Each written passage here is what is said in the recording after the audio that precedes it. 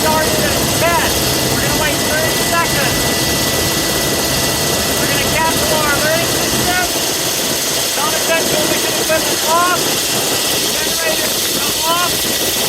Solid. If you want to hit the center key, you can. Bring everything back up. The generators are still off. After 30 seconds, we're going to cut the engine. We also want to make sure that we turn off our pulse coils and our AC to not use that extra voltage.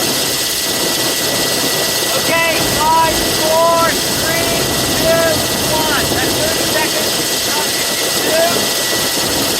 We're going to wait. Watch. Now we're going to cut engine 1. Wait, watch, solid.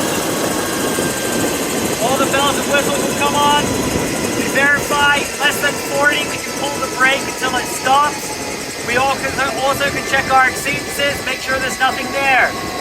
Acknowledging the alerting system, that's good. We can find our log flight time right here.